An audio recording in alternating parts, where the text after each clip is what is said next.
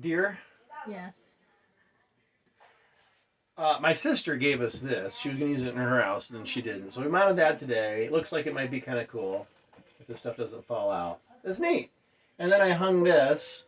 Or walk. Listen, we live in a small house, huh? Mm-hmm. About 1,300 square feet, 6 people. We're standing in a tiny little utility room. So you got to be creative with your space. And I like my electric countertop appliances because I can run them off the solar and they're just cool. This is our skillet lid. Ooh, that's dirty. But I want to hang this.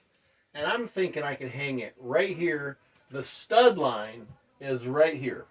Mm-hmm. And I could make a custom bracket and slip this down and it'll hold it right there for me. Mm-hmm. And then the skillet itself, much cleaner than the lid. We need to clean that lid. I can make a custom bracket for it. Or just the hook and the it'll go right here. Yes, but it'll be a custom hook that'll be perfect. A bike one. And it'll hold it right there. No, I'm going to make it from some scrap. What do you think? Sure. Yeah. So this will be hung here. The lid will be right there. And it'll just free up a little bit of cabinet space. Mm-hmm. Or countertop space. Because usually we just leave it out. Anyway, that's what the project is today. Wish me luck. Good luck.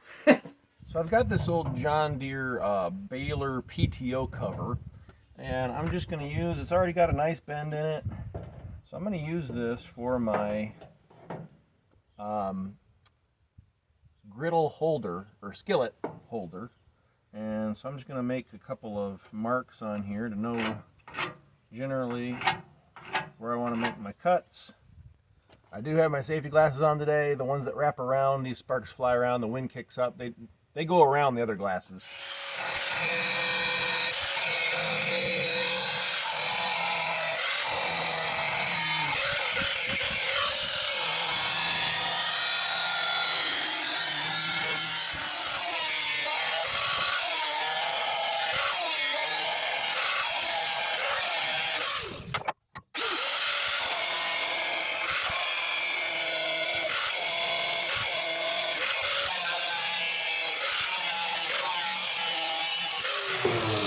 Now that I've got it cut over here, and hopefully it's deep enough I can just bend it.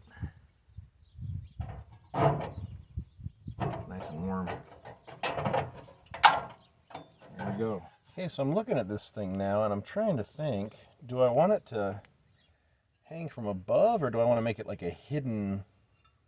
I could totally just mount this part, the back part here to the wall, and then have this backwards of what I was thinking, but there's enough material here. I could actually cut this off, and it's actually at an upward angle if it's on the wall, that it would hang there just fine. I mean, it wouldn't go anywhere. Less work, and it would be hidden, which would be kind of neat while it's hanging there. Yeah, let's. So we're gonna cut a little off here now.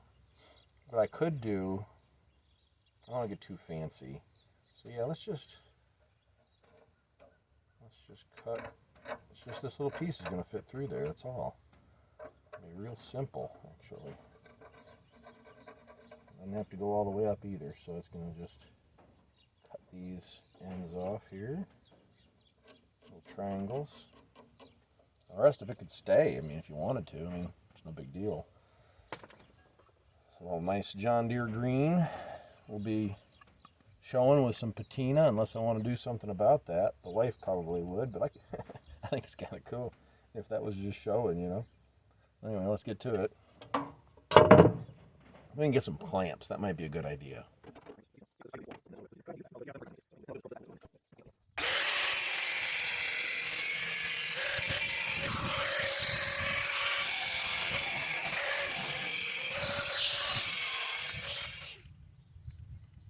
Looks like I might have a little crack there. Grind that out.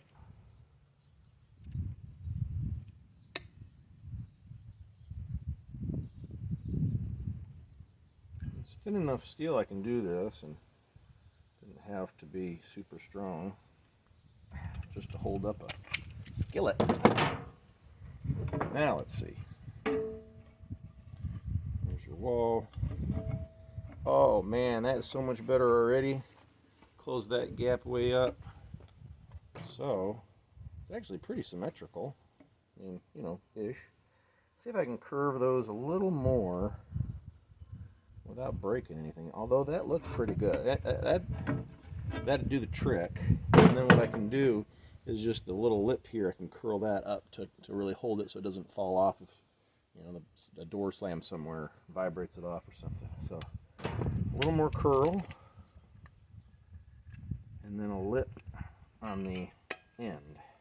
I'm trying not to cut myself here. I should be wearing gloves.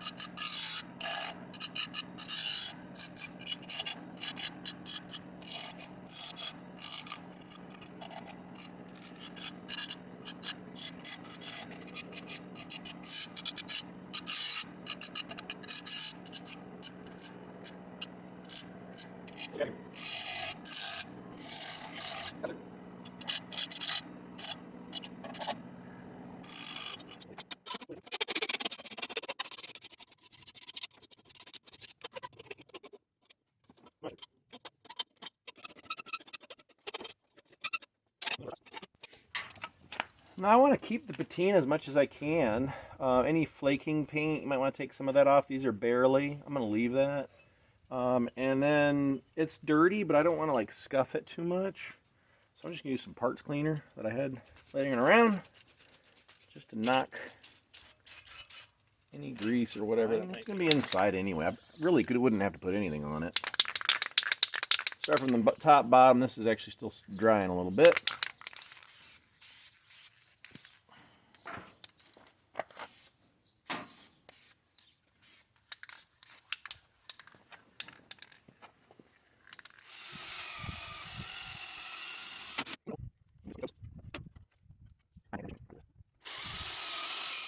Well, so here it is. I did use a larger drill bit to deburr the back there once I drilled through.